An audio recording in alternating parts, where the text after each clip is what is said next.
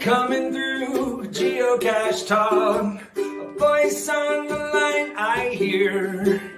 Coming through Geocache Talk. It's time for Geocache Talk. Whether you are at work, in the car, or wherever you are, we hope you enjoy this show about the great sport of geocaching.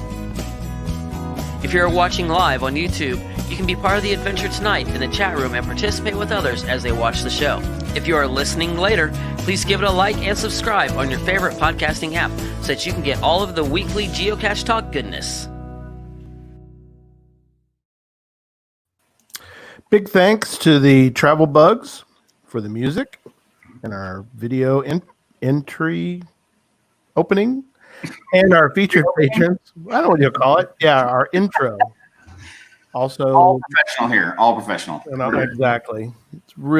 It's a real smooth transition to life. Featured patrons are the Dig family, JB Opto, Geopat91, Nitty Gritsky, Ray Bowl, Hoffer 15, H2SG2, Bember, the Happy Hodag, Mom, Dad, Two Boys, and our new patrons, the Four Lunsfords, Geocache, RX Wranglers, Railroad, and Mustard Devil. Yeah, I love that one. If you'd like to become a patron, click on the Become a Patron link on the front page of the Geocache Talk website, or head on over to patreon.com/Geocache Talk for more details. Patrons get the now famous Blackout coin. I got my just didn't have that one. Oh, well. I still keep it in the plastic too because I barely take it out. It's still in his car. I got it sideways. Is that sideways? Is that upside down? That's right side up. Okay, good. Yeah. Other geocaching items during the year, well as bonus content, invites to special events, which we'll talk about here in a moment. Jesse's got an announcement for that. Those are only for patrons. Support levels start at as little as Bison Tube level. That's just $3 a month. So let's jump right into show 208. So welcome to the show, Geopat92, Patrick Walsh. Welcome to Geocache Talk. Thank you guys for having me. Hello, everybody out there in the geocaching world. I'll spit it out, dude. I'm so glad you're here. I'm fired up, man. I'm ready, man. I'm excited to be back. I've missed everybody. So much to talk about. Yes, so many people have missed you. We'll get into that here in a little bit. Sir Drumalot is excited. Oh, it is. Sir Drumalot 92, but you're right. Incredible. So people are excited to have you, to see you, and to talk to you. It's going to be great. But first, a little bit of news, and we haven't got a news opening yet. We think we would after 4+ years of doing this, but we don't. We'll create a video sometime. We'll work on that. So that's on our 2021 to-do list. It is. We're going to do that. I do want to mention our sponsor tonight, or actually Jesse's going to talk about our sponsor tonight, who is IB Geocaching. IB Geocaching.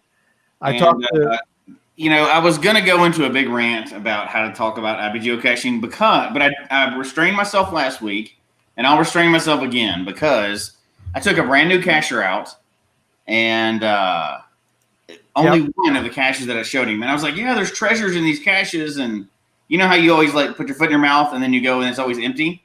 Mm-hmm. Go to IB Geocaching, get some neat little custom swag, drop it in there. The kids love it. Now, luckily, I came across one cache that the person did stock it up. I just happened to know that person, so I knew they would. Right. But like the other three were ammo cans that were empty. Oh, that's just everybody's like, ammo cans are awesome. They're not if they're empty. They're just a piece of paper in a big metal box. You stock your stuff. Now, I know people steal stuff. Every time I stock mine, I have to go restock them, but that's part of being a cache owner. And IB Geocaching has some cool stuff. The buttons. One of the coolest swag things I ever got was a personalized button that I found in one cache, and I ended up meeting that person later. I didn't know him at the time. Met him later. It was great. And then these little they're trinkets, right? I don't know what they're called, but the little marble things that have the little designs behind them. It's just those little bitty trinkets that you can buy, and we talk about IB geocaching all the time, but it doesn't cost $5 million. Just spend a couple dollars, drop some right. stuff in cash, and you'll make people so much happier. But of course, they have buttons and they have geocache containers and they have everything else. But that's kind of what I wanted to segue into without finding a way to rant about the caches that I found that are empty. So that's my non-rant version. How do you like that? It's good. It's very good. We did it early on, but yeah, IB geocaching, great geocaching supplies. Get, stock your stuff up, get some personalized swag. There you go. They got Absolutely. Yeah, they're quick, good stuff, good prices. They're not expensive at all. No. And they provided us with some stuff to give away quite a few times, and everybody's always happy with the stuff too. So. No, absolutely. And yeah, things have changed. We'll talk a bit about that too, because the caches aren't the same when Pat started. And so I have to say, and I'll say it again, you may remember this differently, and we'll talk about that a little bit, but it's not cool to put out a big cache if there's nothing in it. Right. You're just doing that for a stat if you're doing that. I put out a large, but it's empty. Nobody cares. That's not. Yeah, that's the point. Fill it up. Large, you get stuff in it. But anyway. You make the kids, or at the time, college students, you make them sad if there's nothing in them. So Absolutely. It makes me sad. I want to see neat little toys. What are you talking about? exactly, we all do. Everybody does. Yes. I want to mention next week is on the show will be mountain bike from his cabin in Idaho.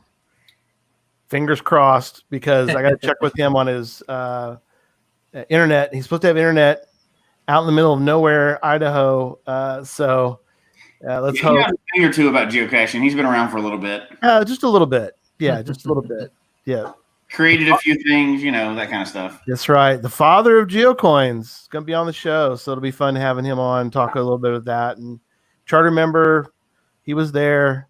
Yeah, Ryan's like, Ryan, he is just so fired up about coins that it's scratching where he itches, man, with geocoins.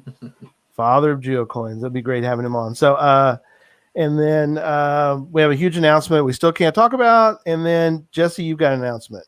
Yeah, so as you mentioned earlier, one of the things that I'm trying to type and do this at the same time with the chat room, right? Yep. I cannot multitask for anything. I can't even actually type when I'm paying attention to it. Okay. So we're doing our book club again tomorrow night. Monday night, 7 o'clock Mountain Time, which is like, I don't know how to convert it to all the other imaginary times out there. Mountain Time's the one that counts, 7 o'clock. The link's been sent out. The patrons have already gotten it.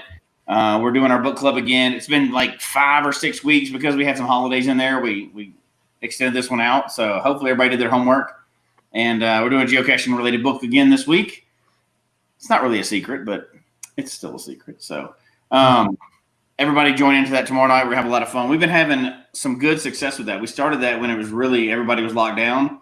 Yeah. We decided to keep it going because it's been a lot of fun to get to meet up and do the Zoom. And you can't really do a book club right now because you can't consistently go out in public, at a lot of places. So right. And there's not that many like geocaching meetup book clubs. So we just made up our own. So tomorrow night, once again, geocaching book club. Yep. For patrons. Cool. Sorry, everybody else, but it's for patrons. Yep. Patrons. But hey, that's why we provide, the patrons. I won't get a long rant, but patrons really, they're the lifeblood of this show.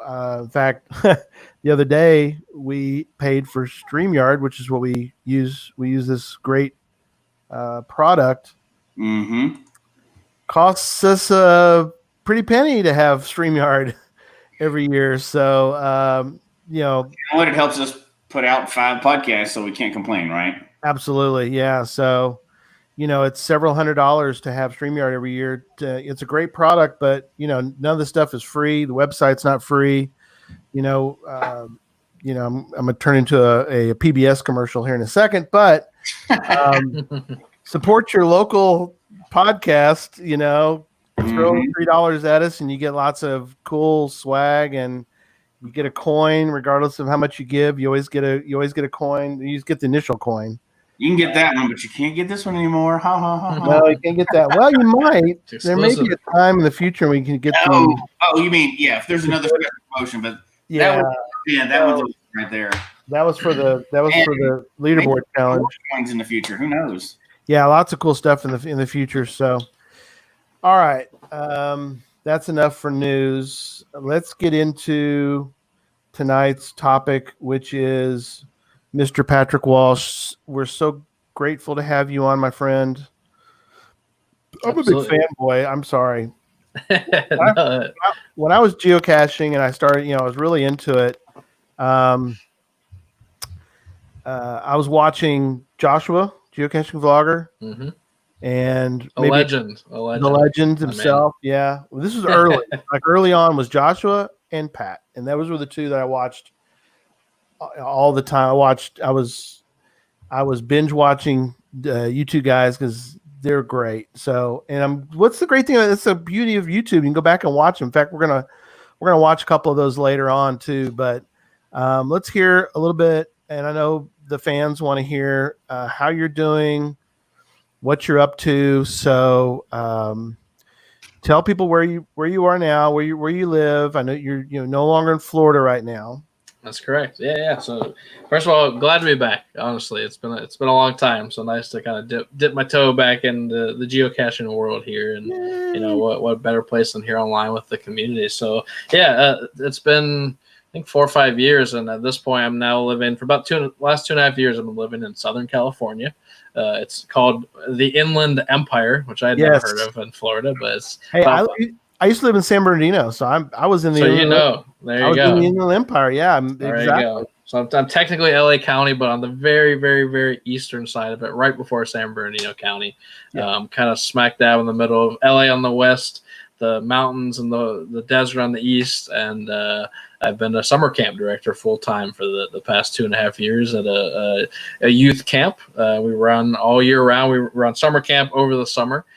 Canceled this year, like most camps have had to do. But we ran rental groups throughout the year as well. So, found a job where I get to still enjoy the outdoors, which is very important to me. And some people might know through some of the videos, but I grew up in Florida going to a camp for 17 years. So my mom dropped me off when I was 8 years old, and spent the next 17 years, got to the point where I was kind of running the camp, and then decided, hey, I want to do this full time. So that's kind of where I've been at, just on the other side of the country, but still enjoying life, enjoying the outdoors, and still adventuring. So, yeah, we'll talk about some of the places you've been lately, and then some other places that you have been. Yeah, UDAC is she's in Los Angeles County. Really? So definitely when you get a chance, we'll catch up, and we'll let you two connect so you can go to some of. She has events once in a while, and absolutely. So somebody mentioned they love your videos. Let's see, Cryptid. I appreciate it. I mean, we definitely were goofing off. You can't deny that. always goofing off, but that's what made it fun. So. It was, yeah. So recently, you went on a trip, and it was fascinating. As we were, I was, check with you once in a while, see to get you on, and I heard that you had been to Utah, and Corey early on, he was pretty funny. Even before the show started, I'll go back and because he's a goofball, but he goes, "Why would anyone want to go to Utah?" That's Corey. That's the way he's a good guy. I don't care what other people say. Corey's a great guy, but why would anybody go to Utah? So tell us, why would anybody want to go to Utah? Absolutely, that's a great question, Corey. And my answer this trip was Zion National Park and Bryce Canyon National Park. I was cooped up like everyone else in coronavirus times, and wanted to go do something that I felt was so safe to do. And Zion was in kind of a half-open state, so they were only letting 400 cars in a day. So I thought, hey, what better time to visit what is typically a very busy national park, especially over the summer. So my girlfriend and I, her name's Kristen. We drove over there. It's about 6.5 hours from where I live. Drive over there itself is beautiful. And we decided to spend a weekend at both parks. We mainly did at Zion. The first day we hiked the Narrows, which is one of the best hikes probably out there in the entire world. We hiked through the Slot Canyon at the back of Zion, and then we spent some time at Bryce as well. So that was why we went to Utah, Corey. That is awesome. Yeah, we talked before the show because I had seen a video from somebody else watching different videos, but they had gotten the permit, which I didn't know you had to have a permit for it. But he went to the subway, which is in Zion, but you had to have a permit. I guess it's because it's overnight to get there. I think some of these side hikes, they don't want to overcrowd them too, and some do involve camping. So I think they want to also brief you on the safety aspects of it. So I think they want you to come in and actually face-to-face talk to a ranger. But the subway is definitely on my list. Narrows is open to anybody and everyone. We got there 5:30 in the morning the first day because we're like 400 cars and that's it. And so we made it to the Narrows parking lot. Only maybe about 60 cars make it there. Other people had to park way down the canyon and were hiking a long way to even get there. And did that hike. And yeah, it's there's nothing like it. I mean, you've got the canyon walls running up way above you on both sides. So it keeps the sun out. It's a lot cooler. It was 104 degrees in Zion that day. They sent out like a heat warning. But in the canyon walls, it was a lot cooler. So we kind of got to avoid the heat. And yeah, you essentially are wading through the river. So you take a hike for a while and then you start walking right through the river. We had some hiking sticks to help keep us from falling in. We saw many people fall in. But you literally are walking through the Virgin River. It's beautiful. Have either of you guys done it before? I am not. Jesse, have you ever gone there? I've been out in a few places in Utah. I have not been there since I've been an adult. Gotcha. I've been to Utah and I've been caching in Utah, but I haven't been to that part of Utah since I was an adult. Gotcha. Long before caching. Yeah. That's something that, as I was talking with Susan about this before, and she's like, she really wants to go to Zion. So, and I do too. I had just I see all the videos and like, man, I got to go. We need to go to that part of the, I've been up there kind of in that, not Zion, but I've been in Utah, but not, for business, you sure. Typically you don't have time. I mean, you're busy. I flew into Salt Lake, installed a bunch of computers. We did go skiing one day and then so that was the only one lucky thing I got to do on that trip. But then you're flying out. At least that's the way I used to do it. Yeah.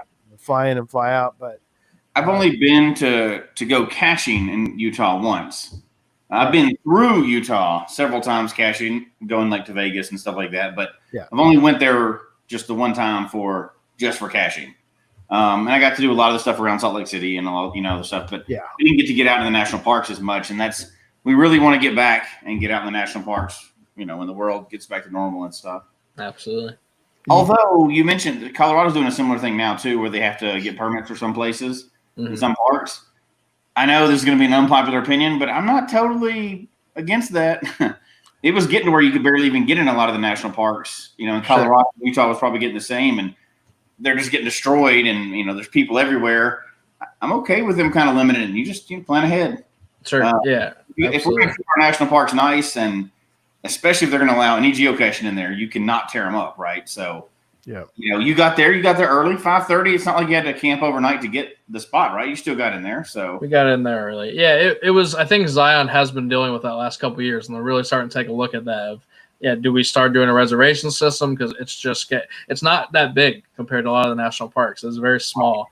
And they've got the shuttle system, but there are people that the national parks, I've spent a lot of time going to many of them, and I can't help but compare them to Disney. I used to work at Disney for a while when I lived in Florida, and very similar in terms of it's this most magical, wonderful place. Of course, one is created, one is natural. Yeah. But you just you're in this amazing, wonderful place, so it's attracting people there. Unfortunately, it does attract people that aren't always using up here, and just make some poor decisions. So this honestly felt like probably a one of a kind experience to go this time in the summer and only have a couple people kind of around me in the Narrows. I'm not sure I'll ever get that again. So I really was, not taking that for granted. I really was kind of soaking it all in. So I see a lot of people in the comments talking about some people were going there. Angels Landing is also another hike. I don't know if you guys have heard of that, but it's a famous hike in the middle of the canyon where for the final part of it, you're essentially traversing up the spine of this mountain, and all you've really got are these chains to hold you up from plummeting to your death. And there are signs when you get there that say, 7, 8, 9 people have died since, certain, it's very common. So I did that back when I did a road trip. back 2016. Still to this day, scariest thing I've ever done in my life. I'm not a big fan of heights. I really recommend it, but it is terrifying. So someone said they're going to go do it. Good luck to you. It's amazing. Geocache there. That's the big question. There is. So yes, I got to the very top, and when you get to the top is, I think, from my memory, the only point in the whole canyon where it had cell service. I had looked it up ahead of time, but yes, there is I believe it's a virtual, and I think it's a Angel's Landing virtual. I definitely logged it because for me it was probably my biggest physical accomplishment I've ever done. I mean, I was terrified. I was talking to myself out loud, trying to coach myself through. I mean, I was out of my element. I was absolutely terrified, but felt good after I did it. So Zion's got some cool stuff. Good for you. Sounds like I need to go visit that. That sounds pretty fun. It's worth it. It's a wonderful hike, and it's once you've done it, to me, it's a badge of honor because it is terrifying. But, yeah, and I think you got an earth cache too in Zion, which Jesse's a big fan of earth caches. Kind of funny. In a place like that, that's okay. That's different. Yeah. It's not a side of the road read off of a sign earth cache. That's a real earth cache that's out, in a beautiful area that you wouldn't want anybody to put any kind of container at all. I'll give it a pass on that, right? If you're in a beautiful location like that, that's different. But if it's just driving down the road and, some of the earth caches that I put out, just skip them. Just you prefer the physical? Yeah, this time when we went, I looked up and there was an earth cache. So we actually parked at the entrance to the Narrows. Everyone was rushing right for it. So I said, let's let them go. Let's go walk. And we could walk to that earth cache. And the description of the cache says there's a little kind of a mini waterfall here in Zion. It's not on any map. Rangers don't talk about it. The public doesn't even really know it's there. And so we walked over and there's this little staircase. You go up and there's a waterfall right there. And it's like, I've said it a million times, everyone always says it, but that's what geocaching is about, right? It takes you to these places. I would have never known it's there. We're the only ones that, they're experiencing it. And it's like, that's just great. So it was a virtual. I was wrong. That was a virtual. Yeah. But that's the Menu Falls, right? This is one I got pulled Menu up. Falls. Yep. Mm-hmm. That's awesome. So very, very unique. Yeah, that is interesting. So so you found this one, Menu Falls in Zion. Looks like a cool one to find. I mean, it's got a cache is good if it's been found. Let's see, many times. Been found a lot. It's got a bunch of favorite points. But look at if a gallery has 444 photos in it, right? Then this thing is good. Sure. And to go to a place that is so crowded and all the spots like Narrows, Angels, everyone's there. To go find this little secret spot in that place where nobody is, to me, that's what it's all about. That's good stuff. Right. So that is cool to find those little hidden locations, Mm-hmm. That is very neat. So yeah, good stuff, man. That's awesome. So did Zion? We'll get to some California caches. Scott left us; he had to go, but we got some more California folks in the chat room. We'll talk about California caches here in a minute. I do want to go back to Florida though. Sure. And we'll get into the videos later, but I want to talk a little bit about Florida geocaching because all three of us have found caches in Florida. Mm-hmm. Can be very different.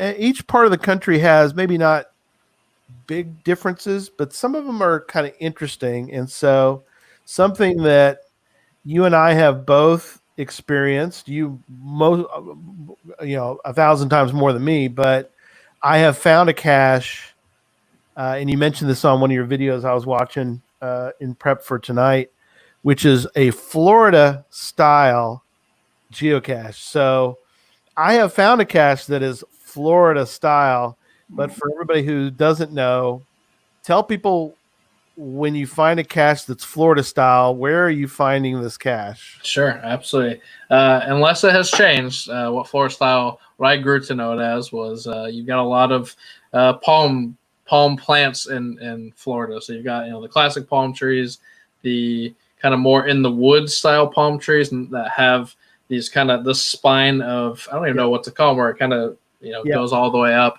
And usually with the Florida style, you're going to find a container down inside one of those. But when you get to a tree, there's 100 of those. So sometimes they'll do you the favor of giving that hint of it's Florida style. But even from there, it's like, all right, let's start looking, and you're 360, and you're going up and down. Sometimes it's covered by some needles or some moss or something. But that was Florida style. It was fun I had to just learn that through experience. I'd start seeing it on pages when I first started. I'm like, what is that? Are they just saying because we're in Florida? And then you realize, oh, okay, this is like a specific style that Florida likes to do. So. Yeah, Susan and I were in Pensacola doing their geo tour, and I had remembered watching your videos, and we were near, one of those small palm tree, and I was like, oh, I remember Pat mentioning this. I bet you, I think I know where this cache is, and you can hide them there because like you said, each part of that, there's parts of that tree that have these little crevices. So if you look carefully, you can hide a little cache down inside there. And I'm like, yes, I found a Florida style geocache. So I was pretty fired up. So if you ever hear it or you hear somebody mention it if you're in Florida and if the hint says Florida style, now you know what a Florida style cache is. So absolutely. You've done obviously probably a good portion of your caching has been in Florida. You went to UCF, right? UCF Go Knights, charge on. Anybody out there UCF fan? That's absolutely. Right. Get some UCF fans in the house, I'm sure. Yeah, Jim. Yeah, you're right. In the cutoff fronds. So yeah. Derek's saying they're also in South Carolina. So so it's a similar type item. Tom says he went into a tunnel in Florida without a flashlight. Don't do that. Don't do that without the flashlight. Good advice. Yeah, there was some videos. Like I said, I was going through and watching a couple different videos, and there was one you're just walking along, you're looking for a cache. Like, oh, there's a crocodile over there. There's a gator. There's a gator. You film the gator. The alligator was right there, and you're like. Film it and then just moved on. It was like no big deal. So it's just the norm. They're everywhere. And it's funny, I live in California. When you talk to people, they just think it's crazy. I mean, they're just out, and it's like, they're just. If it's a body of water, there's probably one in there, and they are so scared of them. But I try and tell people, like most places, whatever that dangerous animal you have near you, they normally don't attack humans. Florida, they'll attack if people have little small dogs and walking by a lake or something. You gotta watch out for that. But for yourself, as long as you pay attention, you're pretty good. I always like seeing them. I think they're amazing creatures. I just don't want to get too close. When I was caching, I've cached a few times in Florida, maybe 3 or 4 different times, and I saw gators quite a few times. But they're not chasing after grown adults. Sure. Utah or in Colorado, mountain lions will stalk you for a long time. Now that's the different one. They're not sneaking up on you. I mean, they may attack you, but they're not going to sneak up on you for miles. Sure. It's just not going to happen. I don't know. Yeah, that's.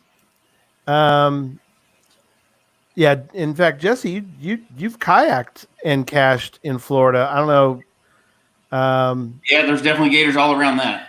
It's weird sitting level to the water with them in a kayak is very strange, but you're still pretty safe. So. We were kayaking in a group, and there was probably 6 kayaks with us. All of them single except for one kayak, so like 7 people. I had no time that I think they were coming near our group. They would slide in the water when you went by, and you're like, that doesn't seem right. That doesn't seem like a good plan for us. But then they would go away. They didn't want to, unless you came upon them, they weren't doing anything. So. Right. They're more scared of you. But when they do slither in, like you said, you're kind of like, all right. More scared of me than I was of them, but they didn't come near me anyway. Neither one of us broached that distance. So sure, you kept that. Find out. Exactly. I think you found this one recently. Let me bring this one up, but because, like you said, you came back or been back to Florida fairly recently. Yep. Mm-hmm. And this was a cache, Guardians of the Cache. Guardians of the Cache. Yes. This was in a park near where I grew up. Mm-hmm. Okay, cool. This is sort of also typical Florida looking. Mm-hmm. It's very, very much that. There's a nice park though. It's a nice park, yeah, and we kind of were in the back corner of the park and a little bit off the trail. And I believe that what I'm thinking of, it kind of was warning you of this guardian of the cache, and we came across a container, Right. that was an animal that did look very real at first. Oh wow! Even at second glance, it was a big rattlesnake container, which is the one to me is scarier than the gators in Florida. That's what'll get you reaching into a hole or something. So we definitely made sure that was it, but very creative and a fun one for sure. Yeah. So the biggest gator I've ever seen was finding the oldest cache in Florida, the Christmas cache. The Christmas, yeah. You're like hiking into a park and you're hiking, I don't know, it's like a mile or something maybe. I don't remember. Sure. But you're hiking and we're with a group and one guy was local, right? And there was this huge dinosaur-sized gator across the path sunning itself. And we're like, what do we do? He goes, the guy that lives there, he goes, we go around. He goes, we go back. We go another. We're like, can we jump over it? He goes, well, you could. You can. So we didn't decide to do that. That's fun. But yeah, you're out in the middle of the forest. It's not a forest. It's like a jungle. Like I don't know. Sure. Woods. Jungle, swamp, woods, all combination. But it was a swamp, and that thing was not scared of anybody coming up on it. It looked like a dinosaur. It was huge. Yeah, they're surreal to see, and I recommend them. You come to Florida, to me, it's like you got to go see them, and to watch them is very fascinating. Just keep your distance, stay safe. At no point did I think I should jump on its back. No, I never had that thought either. I'm sure some have, though. I'm sure some have. Yeah, those are called lunch. But but yeah, I just remember that was the biggest one I'd ever seen. It was going after the oldest one in Florida. That's pretty cool. Which is really great. If you go down there, it's a really great cache and a really great park too. Mm-hmm. So very cool. Yeah. So, and then recently, of course, you've been doing, caching in California. When you can to get out. Sure. I want to ask you about this one because it looks fascinating. So talk a little bit about Max. Max, yeah, very cool. Just the name itself caught my eye. It's got those symbols next to it. I'm not even sure what they are. They look like kind of the old Galaga, like aliens or something. Yeah, that's what I thought it was. I remember reading it. This came about from being cooped up in the house during coronavirus, just wanting to get out and searching for some high favorite point one. So it was pretty high for being just kind of in a suburban neighborhood, and we went parked nearby. Kind of had to park a little bit far away. Walked to it, came across a big just electrical unit. Kind of on the side of the road, the same unit that's kind of near the stop signs, or not the stop signs, the stop lights that runs all of that. This big, huge box. And I'd seen stuff like that before and thought I kind of knew what I was looking for, and thought maybe it was going to be a magnetic, like the address letters or something. And the person I was with was still pretty new at it, so I was going in with a little bit of a big head and got there, and we were pretty stumped for a little bit. We couldn't figure it out, and it really just came down to touching things, just getting your hands on it. Which with electrical, you're always a little suspect. But they had just made a very, very realistic looking piece of pipe and machinery that essentially looked like it belonged there. And it wasn't until you really grabbed it that thing came loose, and there it was. But it was just, I had never seen anything like it before, the way they had designed it. And I just really, when you find many, many caches over time, you really start to appreciate those owners who put in the time and the work to make it something memorable. So even the page, all you viewers are seeing it, it's just a fun page. It gets you excited about geocaching. people remember the days of Max Headroom and Pepsi commercials back in the day. So I see in the chat. Sorry to interrupt you, Tom. Yeah, go ahead. Talking about Fear Factor, urban wetlands. I think Yeah. that's. So, I thought maybe he was thinking about that one. That he went into the. You have to go to a big drainage pipe, and walk pretty far into it. I did bring a flashlight though.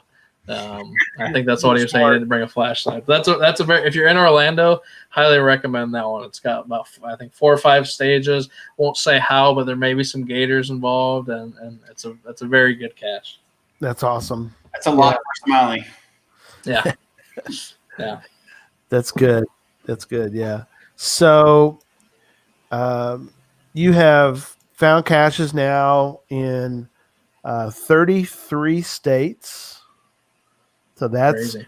Pretty great. 33 states. Yeah.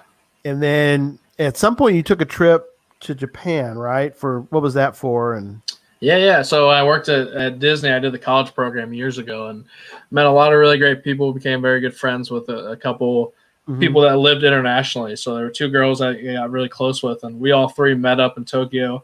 One came from New Zealand, one came from Singapore. And we spent, I think, like 10 days and just got to reconnect. It had been a couple of years since we've seen each other, and really just explore kind of the heart of Tokyo. Since we met at Disney, we're big Disney fans. We did do the Disney parks over there, which I highly recommend. Yeah. And, I think a day in, I was like, I kind of looked at them and I'm like, guys, I've got to find a geocache. There's no way I'm not. And I can't remember if they had done it before or not, but they, not begrudgingly, but we're kind of like, all right. And then when we got to actually hunting, they got into it. So that's cool. Can't remember how many. I might have even just done the one. I can't remember, but definitely got to geocache over there, and it was very cool. You in your head, that this is global, but to actually do it in such a foreign place, and foreign just in terms of everything felt so different there in a really cool way. Just a very different structure of how everyone lives and the technology. So it was cool to do it. I felt like extra muggle. I felt at first of just I don't know. I felt out of place at first. I had to get my head into it for a little bit, but definitely cool. And I think to me, I've kept that element of geocaching in my life. If I'm traveling somewhere, it's just such a great thing to do. To put it on that map, to put it in those stats, and you can look back and see, when I went over there, I got to geocache. So it was awesome over there.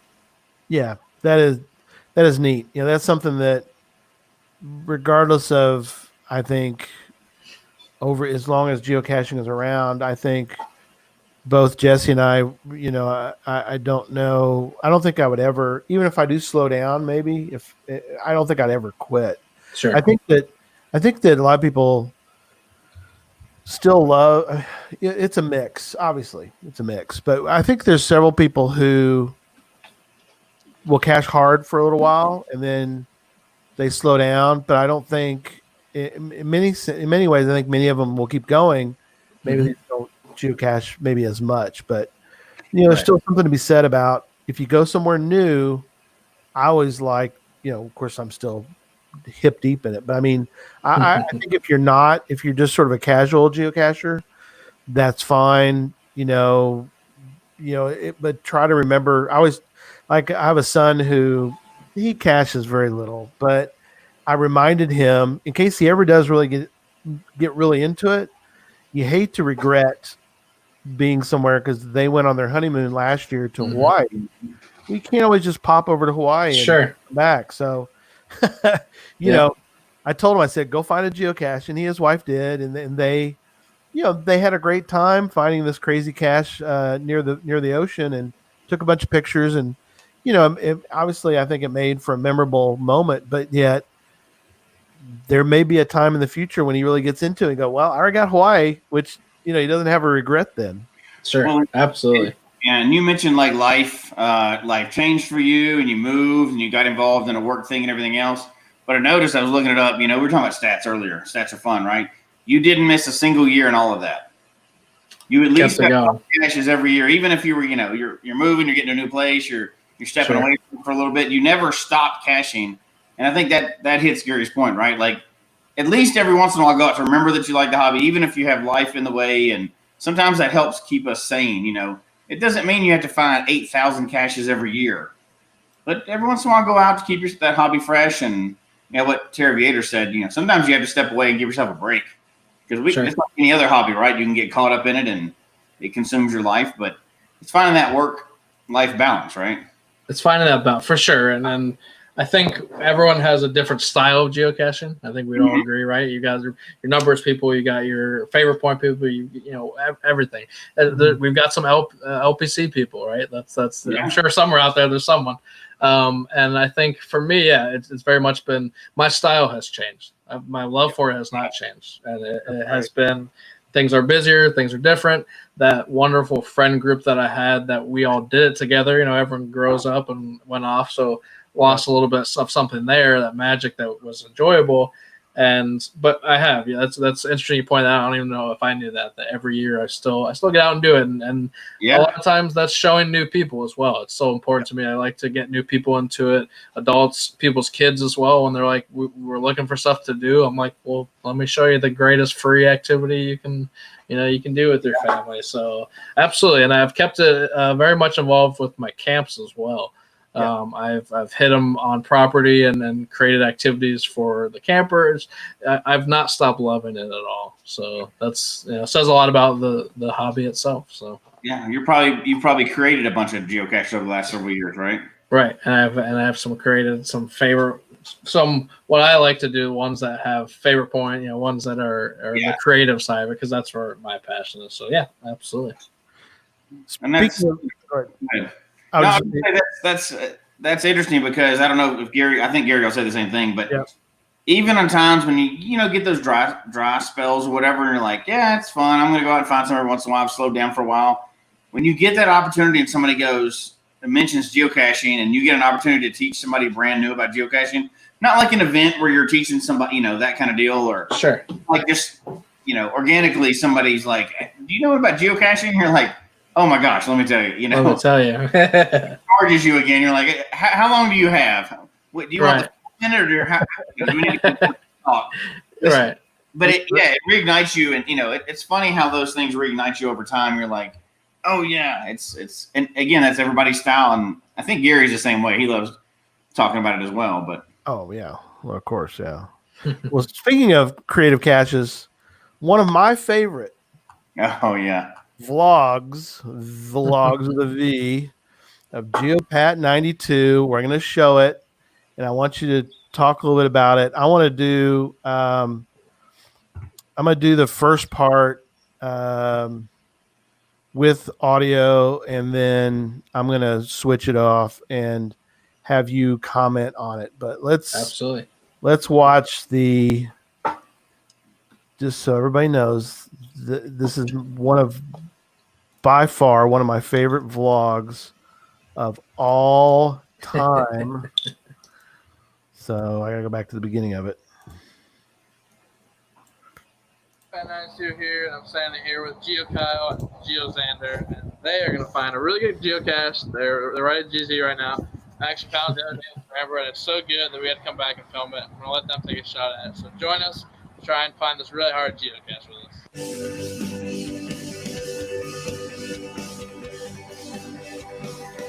Now that's a great shot, by the way. All you. That's a fun one. It really brings me back and puts a smile on my face, because it's a snapshot in time. That was at I think our first mega event, Florida Finders Fest in Florida, and we had a team must cache instead of team mustache, and everyone's, so most of them should either have a real mustache there or are wearing a fake one.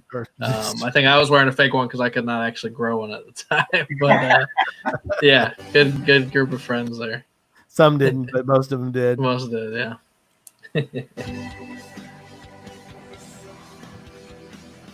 Nah. Here's a Christmas one. All right, so GZ is this white clothing thing. Geocal thinks he found it. Let's see. Seems pretty easy. You did a lot of caching with Kyle, didn't you? I did, yeah. So Kyle and I grew up together, and probably I'd say most of my friends. He's the one that, has been around the most of doing it. He's very competitive, like myself. So even right now, I'm taunting him in the video because he thought he was very confident he was going to find it. I'm like, come on, man, it's not that easy. I like my favorite part is you bouncing by. Yeah, I had a fun time editing this one. This was kind of you're having too much fun watching them try to find their cache. I did. I had come. I think the day before, and is when I found it on my own, and was like, "This is a great cache." I mean, you're in the parking lot of a Home Depot, if I remember correctly. Right. So for me, I don't like being around muggles. I get very uncomfortable. I want to be out in the woods where no one can see me. So I'm like, "What is this GZ?" I mean, there's cars everywhere. And I'm like, man, what is up with this? And then you get to this thing, and you're like, what is this? And when you pull it off that first time, it's like, great, cool, got it. That was easy. Why, what's the hubbub about this? But you find out pretty soon that that's a red herring, as Kyle already did. Yeah, not it. But I love, as we watch a little bit of this, I love keep an eye out for Pat as he keeps going in front of the camera.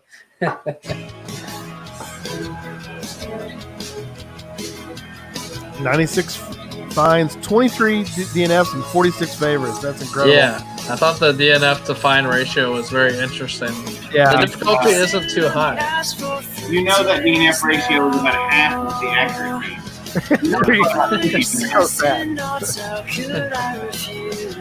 This is the first time I had done something like this. I thought it would be interesting to try and edit in all these, all these facts. No, those are good. Those are really good. Yeah, I thought it'd be boring just to straight up watch the whole time. You get the idea they're searching, and it's just such a fun cache page to read through. All these people getting frustrated and giving up, and people hiding the secret really well, which sometimes people will give it away in the log. So yeah, that does happen. It does happen. So love all the details. But you going by every now and then just makes it perfect. I was having fun. There you are. And I probably was laughing at him on the side when he can't see me too. Yeah. So a lot of people said evil. It was an evil geocache. Evil find, or evil hide, really. But evil. Someone said, is he in junior high here? I was in college, I believe, at the time of this video.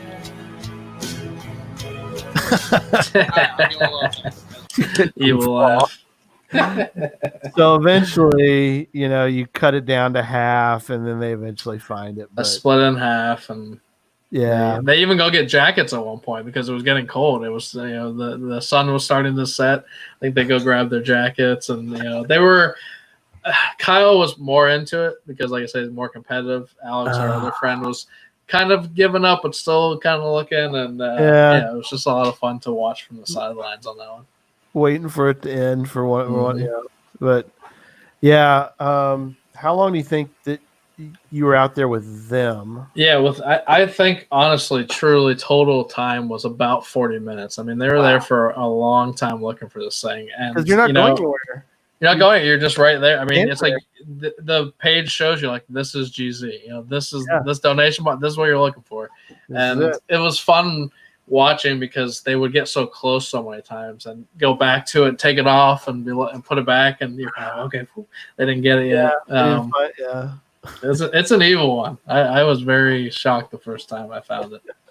So it makes a lot of sense that this is Gary's favorite video. He still does this today.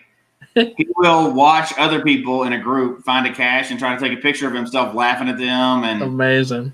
So that's where he got this idea from so many years ago. Now it makes more sense. That's funny. I'm glad that he gets to watch him suffer.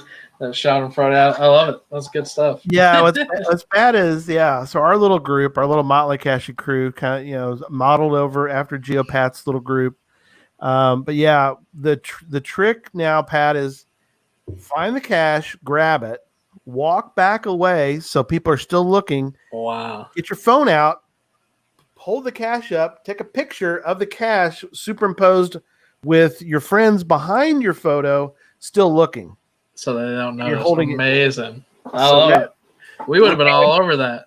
Yeah. What's even funnier is if you text them that picture, they won't look at it while they're looking for the cache. No way, right? Themselves with the cache in their pocket. They're too busy. That's a great idea. I love that. We would do, once we all started kind of getting good at it, we as you found it, I'm sure other groups do this. You wouldn't say anything, and one by one we would drop off and go stand in the back and start watching until there was 2 left, and it was kind of like who's going to be the last one to find it. But I like that idea. I like the picture idea. That's pretty evil. Yeah, you had my favorite thing is it was kind of like the Huckle Buckle, but you'd walk away and go, I found it. Yep. Found it. So that video was fun. It was kind of, I'd say, at the peak of that whole channel where I was just really loving it for the fun of it, the hobby side. There was a community growing, there were fans and people. It was a lot of fun. And I remember spending a lot of time on that one. If you look at my channel, that's the #1 video. That's gotten the most views out of anything. So it's clearly, for whatever reason, struck a chord. People like watching it. They like seeing other people suffer. And I think the height is just really creative. When you see the final, the final cache, it's like, oh man, I would have never thought of that. So it turned out pretty good. I'm happy with it. Yeah, it did. Yeah, that was wonderful. Yeah. So yeah, my hope, we'll talk more about this a little bit, but I want everybody who's watching, if you would, go subscribe Geopat92's YouTube channel. And we'll talk a little bit about the future of Geopat92. All right, I got another one to show, and this one's going to fire up Jesse. But I want to show this one, part of it. It's in 2-part, but I want you to kind of talk a little bit about this Where I Go, because it really is an amazing Where I Go, and y'all did. Not many of these exist out there. Oh, yeah. Did it at night? Go ahead. What were you gonna say? What did you say? I thought you were asking a question. Yeah, you said not many exist out there. No. Yeah. There's not many people put this kind of effort into a cache at all. So it's pretty amazing cache. This one is amazing. It's archived, so we're not really sharing anything out of the ordinary, or out of the. We're not spoiling anything. Sure. That's so creepy. So this is my brother right there and a friend. Oh, really? Okay, cool. Yeah, that's what Geomat is my brother. We like doing fun intros. We like doing fun at the end as well with the see you next times. Kind of became a fun thing to always do. So that's awesome. That was a pretty funny intro. I forgot about that.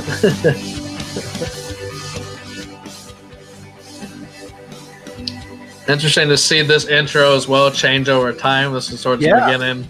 Originally, my brother right here, Geomat, and then Nick DeCourt, who was my college roommate. It was going to kind of be the 3 of us, and then over time they kind of, didn't want to put in the work. And kind of said, "Hey, why don't you take over?"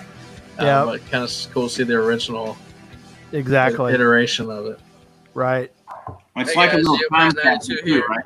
Here with and it's very much like a time capsule. Absolutely, I love getting to look back. The whole thing is, the channel is a time capsule, is a snapshot into this time of my life where I had a lot of great friends and then got to do some really fun stuff. So I go back and watch them occasionally as well and see myself age, see my friends, my brother age. It's pretty cool to see. So such good times, Are those 2 still geocaching? So my brother is the one driving. He doesn't much on his own, but if we get together, we will.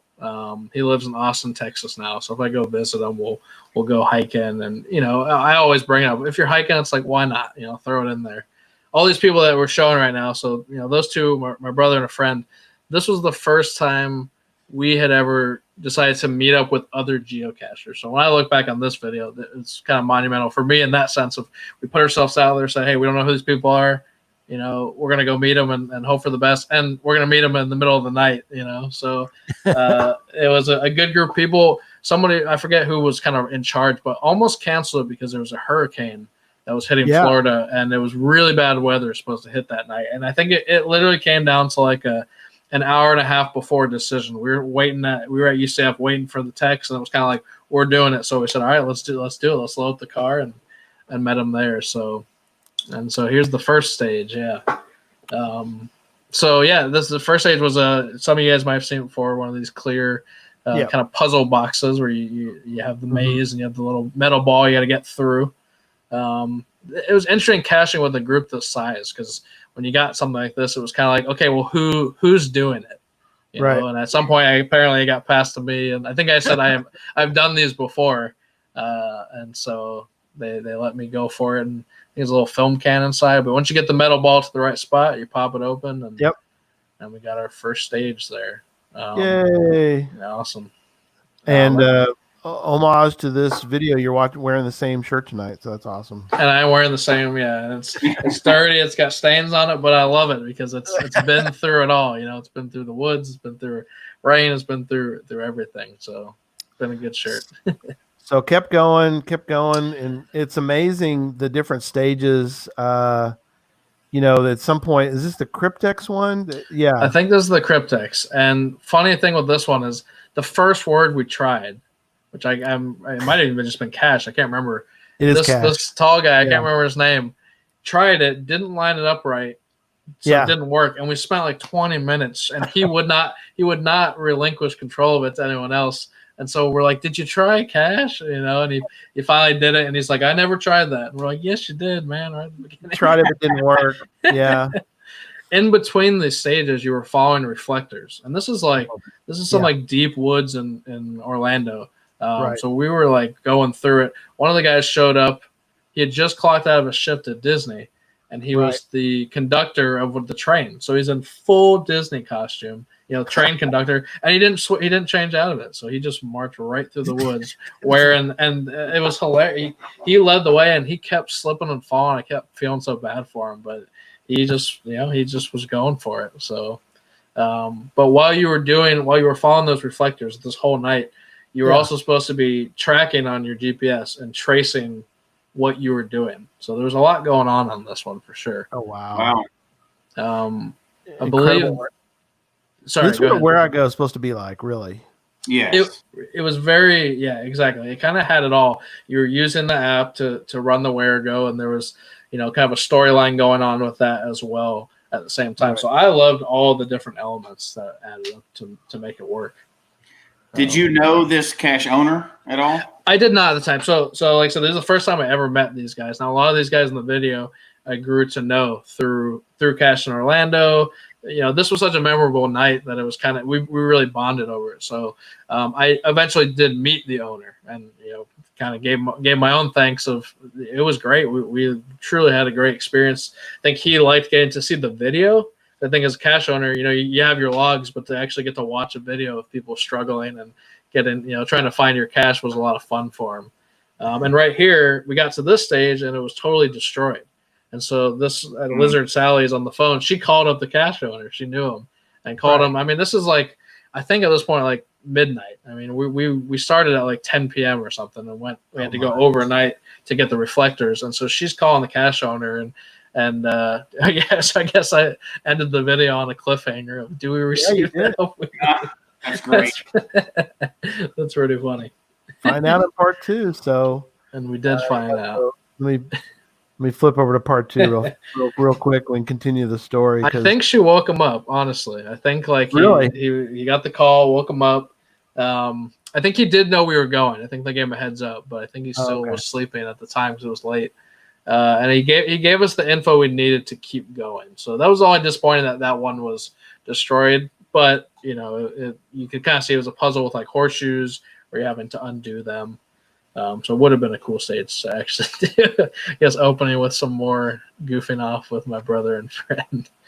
Yeah, fast So Night Cash, Where I Go, 5-5, puzzles. Yeah. Group of friends. That sounds just about like the perfect kind of cashing. It really was. It had it all. It was you want ammo cans, you know, ammo cans, great puzzles. The reflectors were cool. The like you said, trace on the GPS was something unique. I had never done a 5.5, so this was my first 5.5. Didn't know really what to expect, and it really just had it all. So here's the Cryptex. Cryptex, awesome. There was a threat of rain the whole night, like I said. So that added to it as well. It's nighttime, right? So you can't see anything. So we kind of kept waiting for it to happen. And so here's the question: that was your first 5.5 ever? How far when you found it? How far? What? It had a monkey puzzle in there as well. Sorry, Jessica. Sorry, what was the question? How far? this 5.5 and this cache here, I mean, this is an amazing cache, right? Do you remember what year you found that? So I'm gonna guess this happened in maybe the first year of my geocaching. The year itself probably would have been like 2011. I'm gonna guess something like that. But had for at least myself personally, had been wanting to take on that challenge of all right, let's do a 5.5, and overnight we had never done where to go. So yeah, it was a good kind of. I don't know if it was a milestone for me or not. I can't remember. I'm not sure if it was. But would have been a good one. It was placed in 2010. You found it. It was April 22nd, 2012. 2012. Okay, so it looks like it was only found. This one in particular too was only found by 32 people. Really? So it just didn't survive very long. Yeah, it's after 3 years, so it should have been.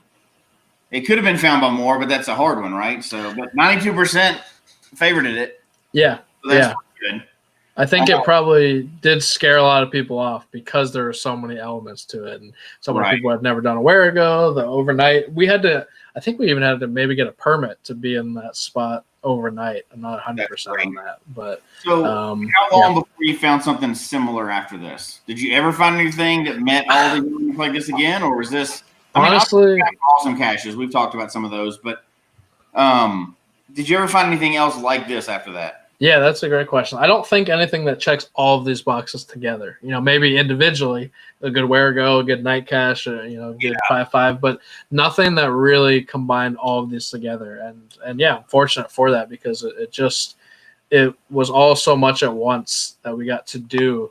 And so it's later in the video, but at the end, kind of one even better element is at the end, the whole path that we traced for hours. I mean, I think we took about 6 hours on the GPS. At the end, it traced out numbers in the woods.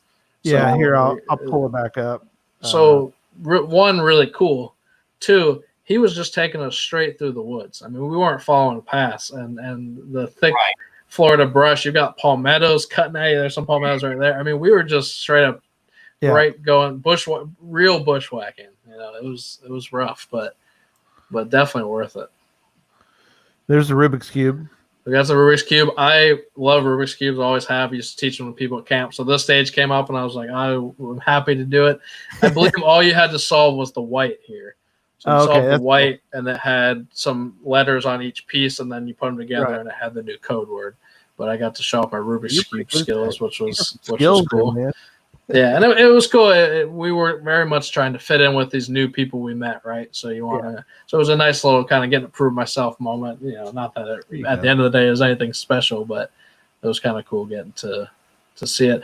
This stage, honestly, if you get there with a group and you don't know how to do a Rubik's Cube, I think the only option you could do is to take it apart and put the pieces together because I don't know what you could do. That was the only thing I'm like, that's kind of tough, but I guess it's still possible to do it. I really hope people wouldn't do that, but you would hope, but they would. So somebody would, but but it was an experience. I mean, it was all night. The bonding with all those people was really good because we went through it, man. We were dirty and cut up, and it seemed never ending. And you'd get lost. You'd be going so good on the reflectors, and you get to one and could not find that next one, and it was a great experience. We got the final, made it right back to the parking lot, and we're just starting to say goodbye, and the skies open up, and it just pours. I mean, that hard hurricane weather rain. So we kind of even had to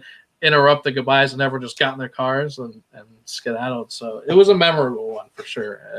It's sad to hear it doesn't exist anymore. There's part of me that's a little selfishly like glad that I got to do it, but I get that. Hopefully it will inspire some people to make their own, because it was very unique, and the cache owner put in a lot of time, so very appreciative of that. But so I don't know if she made it into watch or not. If she is, definitely, Sarah, please comment in the chat room if you made it in. Did you send her a note?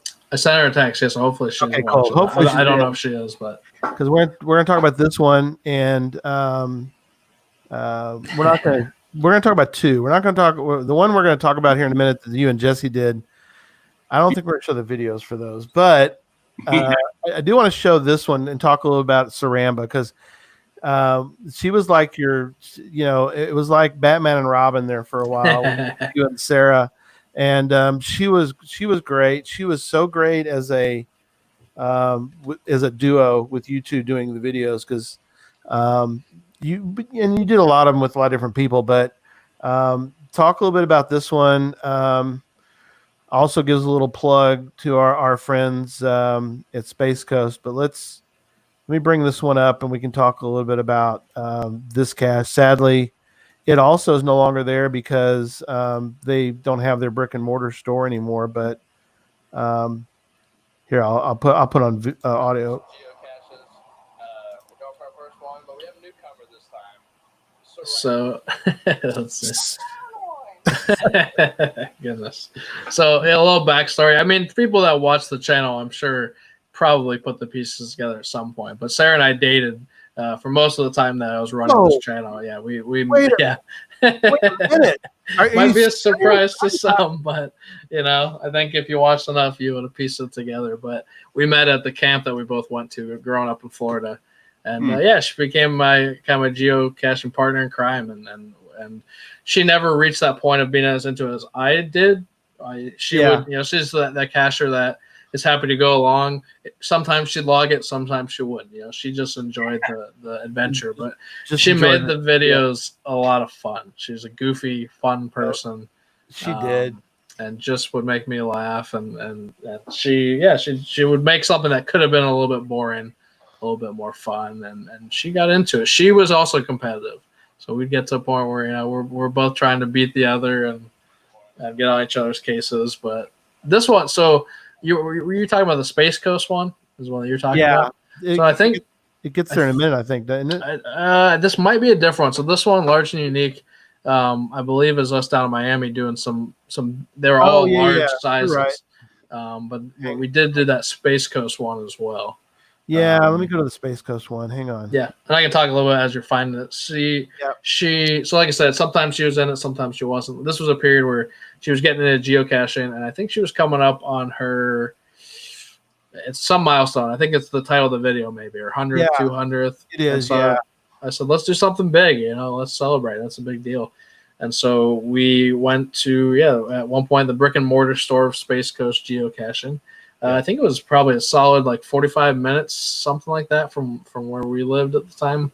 So it was a nice little trek over there, and you'll see in the video what happens. But it was very cool. I always hoped that, and maybe there has been. Maybe you guys can fill me in because I've been out of it a little bit.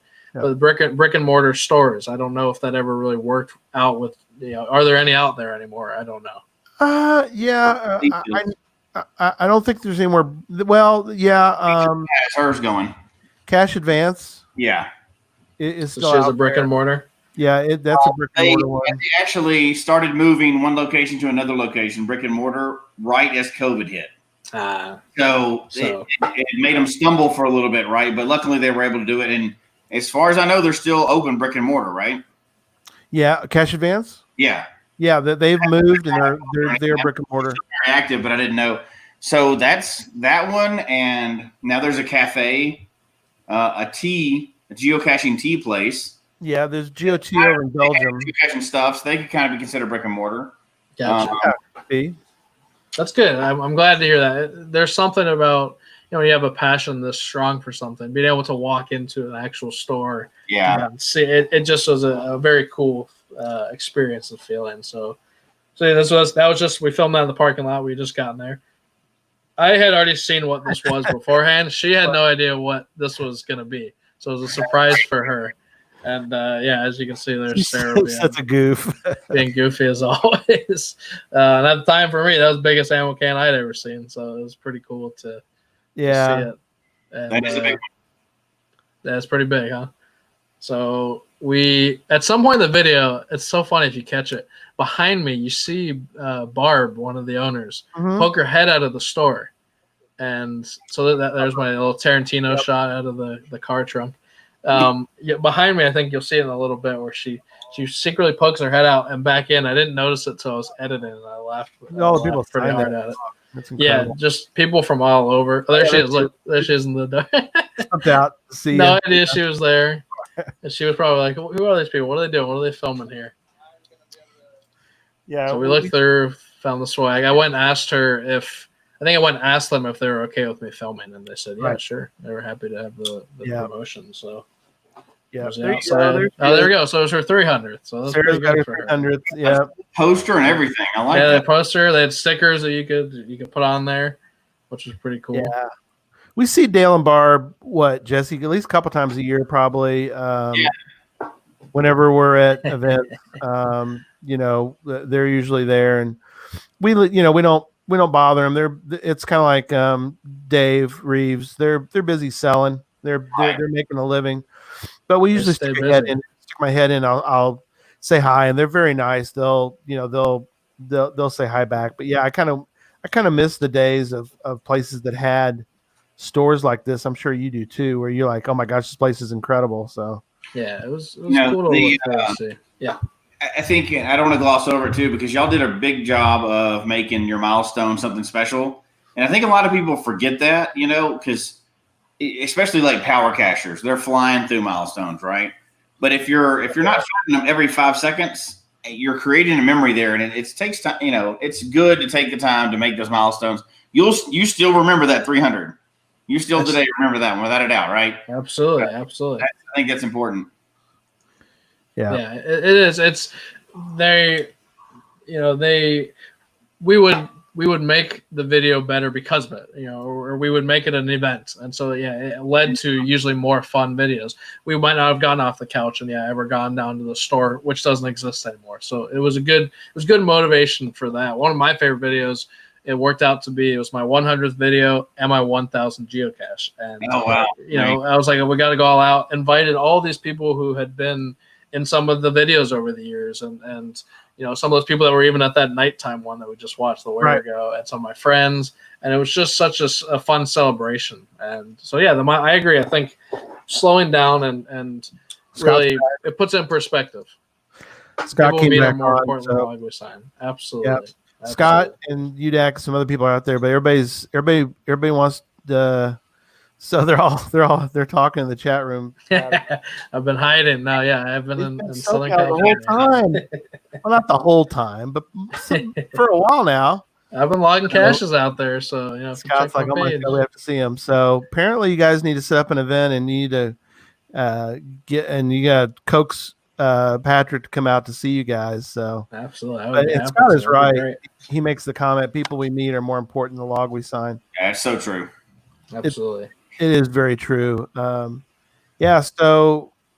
as doing some of my research, I ran across the fact that you did a 1,000th. I think it was your 1,000th cache in Florida. Mm-hmm. Was it your 1,000th? Well, so I did. So I think the one you're talking about might be 500th. Yeah, 500. Yes, 500. Sorry, 500. So, and similar to the one that Jesse did, clothing optional. It was all for me too. I don't remember. It was close, which is pretty wild. So yeah, you did a very tasteful video. Thank you. Joshua, the geocaching vlogger, did it as well. He did it in a skin suit. I don't know if you've seen that video, but check it out. It's one of those that you can buy for like a science class. Sure. So it's like a leotard, and it shows the organs of the body. But he wanted to do it. He couldn't do it. Didn't want to do it like naked, but he did it go all the way. Suit on.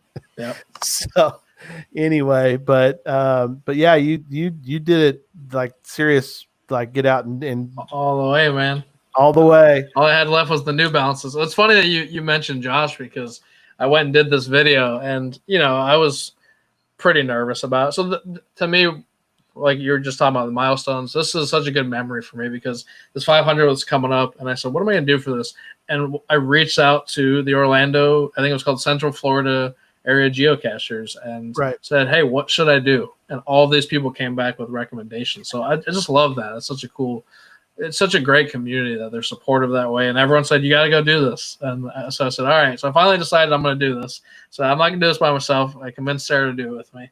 Yeah. And then that was the dilemma in my head was, do I make a video or do I not? And I'm like, I got to do the video, right? I got to think about how I'm doing this, but we got to do the video. Very So I went, filmed it very carefully, very, very carefully. I will say there's some footage on the cutting room floor that did not that had to be edited out. For sure. Go live video type deal. This was exactly. You want to go back and watch it, make sure you're good. But I actually made this video and put it on my channel, and it stayed private for a little bit. And then finally I reached out to Josh because at the time I was part of the geocaching network, and he was kind of getting that up and running. And I said, hey, got this video. I'm proud of it. This was crazy, but I want to check with you before I put this live. Like, are you okay with this? Because it is, for me, the channel was always as family friendly as I could make it. And the Geocache Network is. And I think that's what's been pretty cool about geocaching. I thought he was going to say no. He said, you know what, this is great. Go for it. And so I was happy to see him eventually go do the cache as well. But yeah, we showed up early in the morning. This is on the owner's property. So you're going to this guy's house. He is a nudist. He's a proud nudist. And you get inside, and there's a couple hangers, and that's where you strip down. So we took our, very nervously took the clothes off, hung them on the thing, and then you got a pretty far walk back to the cache. It's not right there. You got to walk through this property. It's kind of like open field, like cow pasture field a little bit from my memory. So you're kind of like, okay, no one's out here, but like, what if they are? Like you're a little nervous, and then you're a ways away from your clothes. Yeah, you're far away from the clothes, exactly. And you're kind of like, what are we doing here? This is crazy. And I thought your wallet, exactly. I thought the find would be easy. For me, it was pretty hard. It was pretty the last person that put it away pretty good. So it took us a little bit of time, made the find. And at the time, people posted really funny pictures on their logs. That was kind of part of the tradition, is you pose in a way where you're not showing anything, but you're naked. Yeah. So Sarah and I, we were, again, milestone, we're like, we got to do it up. So we did like a whole photo shoot, whole like calendar photo shoot, all these different angles on the ground, standing up, and those made it into the end of the video. Definitely some caution. Only if you want to see, because it's a little scary, even for myself. But it turned out to be definitely a memorable one. I'm glad that I pushed myself to do it. My family was like, "What are you talking about? Why did you do this?" And it's about new experiences. So it was good stuff. My experience was a little different with this cache. Yeah. So I'm a very suspicious person. let me describe it in my way that I saw it, which I heard what he just said. That sounded great. But when I get there, there's park here, and I'm like, okay, nice area. It was a nice warm day. I'm like, cool, I'll go back there, And then I see the trailer that's there. No judgment, but immediately I thought criminal minds, and there's a camera out there. Like, I felt like I was on camera as soon as I got there, like security cameras. I'm like, this is a setup, and I'm getting set up like this, and like this is like live streamed somewhere, right? It was almost our milestone. We actually made it our 8,999 instead of 9,000 milestone. So, nice. I had to go with where I go for 9,000, but anyway, that's a different story. But I get there and I'm walking back here, and there's dogs barking everywhere. Dogs were barking. Yes, I remember that.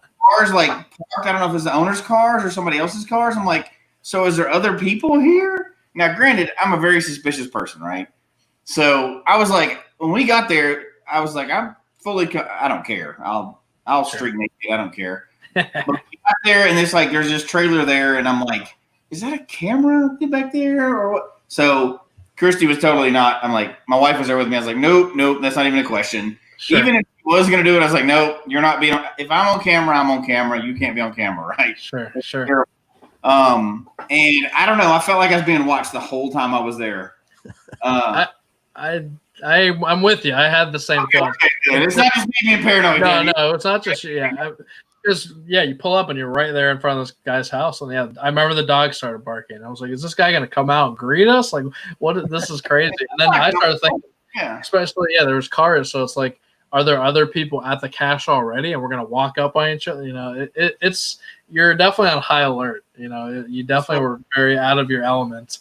For sure. But, in my case, it worked out pretty well. I was telling you guys before the show, but sorry for everyone else listening.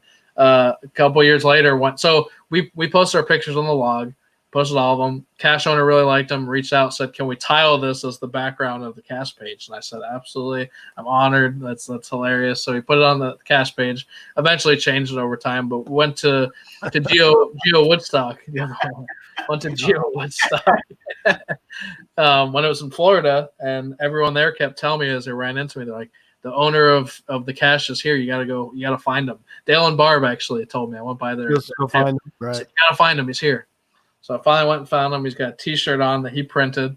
It says the name of the cache. It's got the GC code. It says, "Hey, kind of while you're here at Woodstock, go find this cache. It's not too far." And right smack down in the middle of the T-shirt is the picture of Sarah and I naked with our 500 sign. And oh man, it was just funny.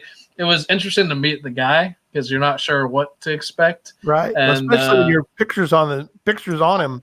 He's wearing you on his. He's wearing shirt. you naked, and to be advertising that to all of Geo Woodstock was both an honor and kind of a weird thing. So. Kind of wild, yeah. So that's even more awkward. That also hasn't mentioned about the cache, and I'm assuming it was there when you were there. Photo album. Interesting swag in this cache. So there's a photo book, like a physical photo book inside this cache, where people have put their photos in there, like Polaroid photos. Really? I don't know if I saw that. Else.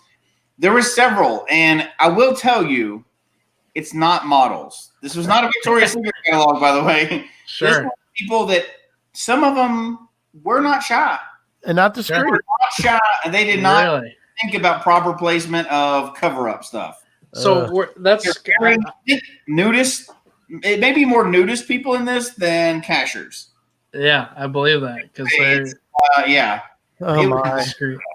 Interesting. Yeah, I don't think that was there for you. So did they bring their own Polaroid cameras, take it right there? I don't know how this we didn't so leave it. interesting. I don't know how this transpired, but you would think, like, without getting too graphic, ammo can, you use that to cover something up. Sure. You don't hold it up above your head. No. I held it in a very specific spot. But a lot of those photos, that. I was like, oh my God. That's interesting. Yeah, I did not see that. That's definitely. You don't normally see that in a cache. And now, you know what you're going to, right? So it's not like there's nothing distasteful about it, but other than photos, right? But I mean, it shouldn't be there unless they're accompanied by an adult anyway. You know you're going to naked cache, so there's no problem with it there. But it was still shocking, and I'm not, That's shocking. Wow. Right. Now that is shocking. I didn't see that. I saw the pictures in the logs, but that would have been a different experience. But yeah, it's a unique one. It's certainly not for everybody. You'll know if you're interested in doing it. Josh, I was kind of wondering how will he do this, and I think he did it in the most Josh way he could, and it worked well for his video, and it's good stuff. So it's a memorable one for sure. Yeah, you can take it a lot of different ways, but that is absolutely something that you're always going to remember. Always remember. That's a geocaching memory for sure. Sure, and I have had staff members that used to work for me at camp who, to try and kind of give me a hard time, they would eventually find my channel and find that and be sent. And I'm like, hey, I'm the one that put it out there, so you can't embarrass me with it. It's I made the choice. I work a job with some people that know how to use computers pretty well, so I had to be very careful with what I posted on that as well. Sure, I didn't want to post anything that I would be, that would be hanging on my wall. Come back to high, yeah. That's what my family was worried about that. They said, "Don't put it," and I said, "We'll see. We'll see." All yours are fine. Yeah. All right. So as we start to wrap up tonight, I do want to mention, let's talk about, videos are still out here, which is awesome. Geopat92's Geocaching Adventures. I sorted them by popularity, just out of curiosity, just so we can wrap up tonight's discussion. But the most evil one we talked about earlier is your 177,000 views, which is incredible. That's great on that cache. This one was also the clever cache is 133,000 views, and then it goes from there. There's a lot of great ones, and just such good memories. I know for you watching, this, what. As we go through these and as we're looking at them, what are some other things that come to mind? Sure. Yeah, absolutely. Yeah. There it is. There it is. I've got those memories of kind of my private side of it, my friendships, my relationships, my adventures. But when I'm also looking at these, what I really grew to love about this experience is two things. One, the connection to the community that it allowed me to have. Everyone was especially I kind of came in towards the beginning. Josh kind of was that first mega star, and everybody's kind of growing together. So everybody would always comment each other's videos and inspire each other's, and it was just a great community. And then when I would go to mega events, people would come up to me who I had never met before and said, "I love your videos. I've watched them all." And to have that instant connection was so cool. And for me, never in a fame way, just now we have something to talk about. It just broke that awkward barrier that sometimes people have when they're meeting people. And it was just like, cool, let's talk. And all these people that I would meet through videos, I would geocache with. Or when I did my big road trip, I stayed with people at their house who I'd never met in person before, but I developed relationships, through these videos. So that was cool. People would bring their kids up to me and say, our kids sit at home and watch these all day. And like that meant a lot to me. I always wanted to keep it, like I said, pretty family friendly so kids could enjoy it. Right. But some of these big ones, you're looking at the Cryptex and the Most Evil, people would contact me and say, "Hey, I live in Norway and I watched your video and now I got inspired and now I placed that kind of cache." That was probably the best, because for me, I do really love those creative ones. And I think that's what keeps people interested in geocaching. It can get a little bit of a bummer when you're finding just kind of very simple, easy ones over and over. And so the fact that hopefully this channel helped inspire a lot of more creative caches out there, that to me was such a great takeaway. And I hope it still does. That's what I like about it. It's still up there. People still find it. I'm not active with it, so, it probably doesn't come up in the search results as much as it used to. But, they're there if somebody wants to go watch them. And that includes myself. Every once in a while I'll get the itch. I'll go back and watch, and to get to see my friends and family, it's just great to be able to see it. So it was great. It was a really good experience for sure. Yeah, it's something that maybe as time goes on, possibly you think you might make a video. Yeah, I know you've got some ideas in your head about maybe doing some videos. You think you'll? Sure. Yeah, a good question. It's round around my brain. I always go back and look, and it's funny. The last one is my dad and I geocaching. Yeah, it was, and which was cool to end on. He was someone who was always into it with. He would always go with me, and to get him in a video was pretty cool. And at the time, it's like with most things in life, right? You don't know this is the end. You don't know this is the last time you're doing something. So I didn't know at that time. Yeah. And for whatever reason, sequence of events, that was the last one I did. So I like that one's been there. But for sure, I always go back and look, and I've had the itch. Do I do this? My first time thinking about that was when I did the big road trip around the country. And I thought, this is the perfect opportunity to do something like this. I made the call to not, because I wanted to experience that road trip to its fullest. And I know when I was getting into the real serious grind of this channel, doing it every week, it becomes business, which is, great if you can make it so, but I didn't want to experience the country through the lens. I wanted to just see it. And so I didn't that time. But I have that urge to do that again. And I am looking at, this was something I really enjoyed. I had fun with. I think I was able to grow it. Right now I'm sitting on just about 4,000 subscribers. That was a dream, for me, even ever. I thought 100 would have been cool. So I would love to, my brain's been kicking around different ideas of how can I do something similar, but maybe a little different. So the idea of vlogging, maybe more than geocaching, with geocaching still in there.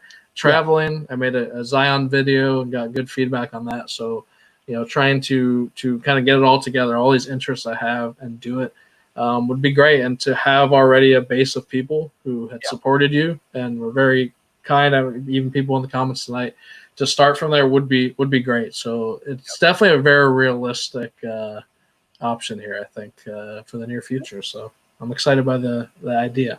Yeah, well, we are too, and we. Jess and I feel the same way. We've both felt that, where and it's when you're somewhere and you're like, I want to enjoy the moment. I don't want to film anything. Periodically, I'll do a periscope from a location. It's kind of a little different, but I mean, you're kind of in a sense filming something. And there's many times where I just haven't done it, or I haven't filmed something to be used later. Once in a while, we'll show something that either Jesse and I have filmed, and we'll show it on the podcast. But yeah, there's something to be said, and you're exactly right, where you just want to enjoy the moment. So many people don't. In fact, I know that a lot of places, a lot of like music venues, they make you put your phone in a bag and lock it up because people want to watch somebody singing. They don't want to watch you holding your stupid camera up, getting some lousy photo or lousy video of somebody, and you're trying to watch, I'm trying to watch this person sing, and all I'm seeing is some person with their camera up in their, so I can't see anything.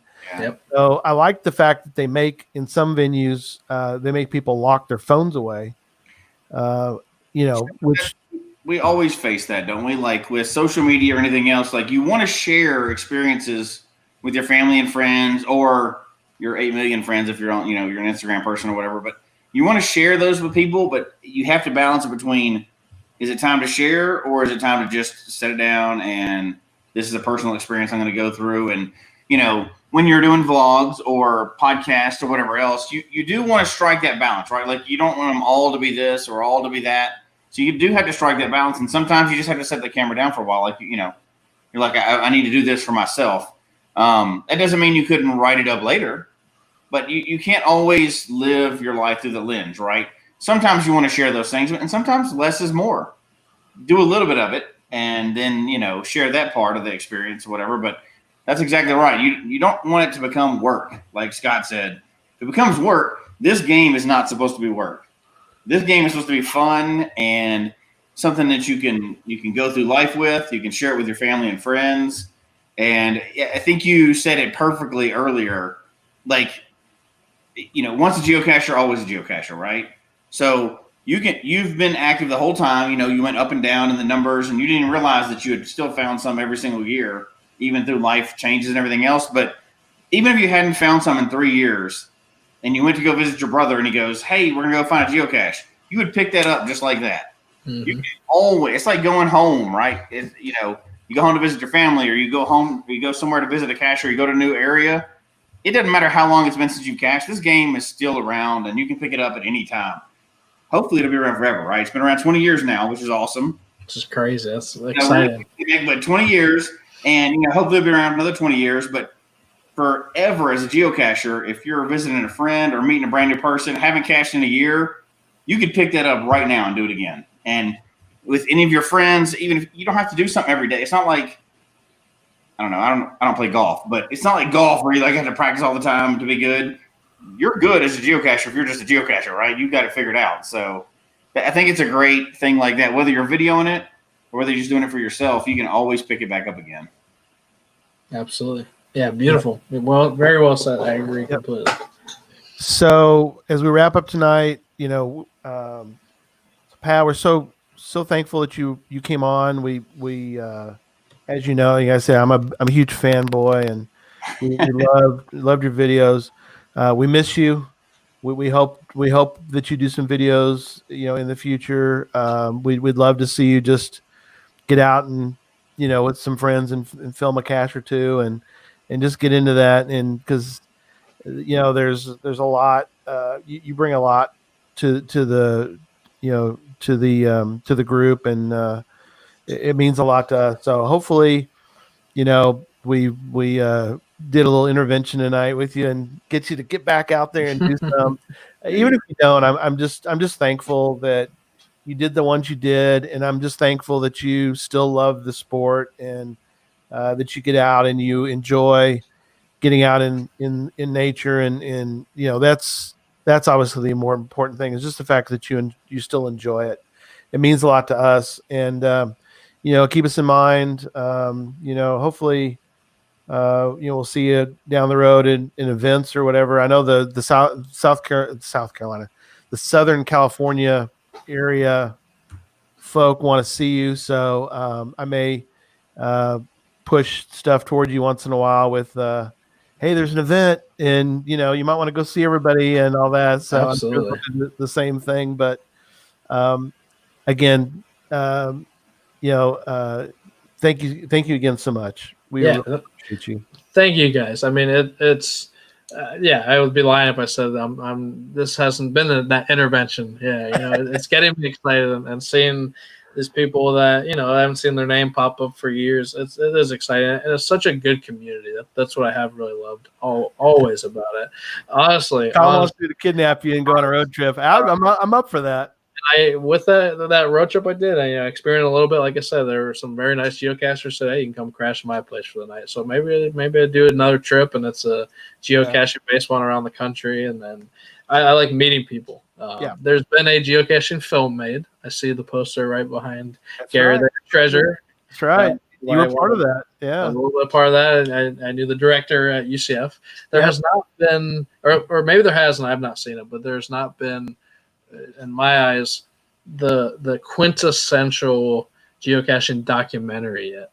A full-length one. We need one. I agree. I love documentary. I went to school for film. I still have a passion for it. Yeah. And so there's that, little small inkling. Or there's still so many opportunities here. So, I think this has been wonderful. I've enjoyed getting to talk with you guys, hear your stories as well. And, appreciate you having me. And these videos were number one for me. But for number two, it was for everyone else, and you like getting that feedback. It's good to know that other people are enjoying it. So I appreciate you saying so.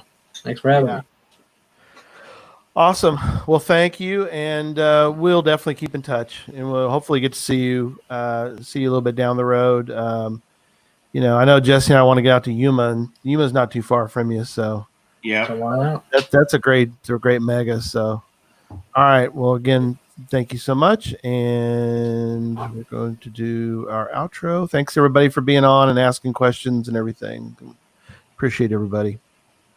Folks, we hope you've enjoyed the show tonight, as well as our new format. Please email us your comment at geocachetalk@gmail.com. Don't forget to follow us on Twitter, Instagram, and Facebook. The show can be found on Apple Podcasts, Stitcher, Radio Public, or Spotify, as well as at the Geocache Talk website. Don't forget to click that subscribe button below and ring that bell notification so that you can see and hear the show on a weekly basis. And tell your friends about the show. Get them involved with us in the chat room. And until next week, don't just talk about geocaching, go geocaching. There we go. Good night, everybody. All right.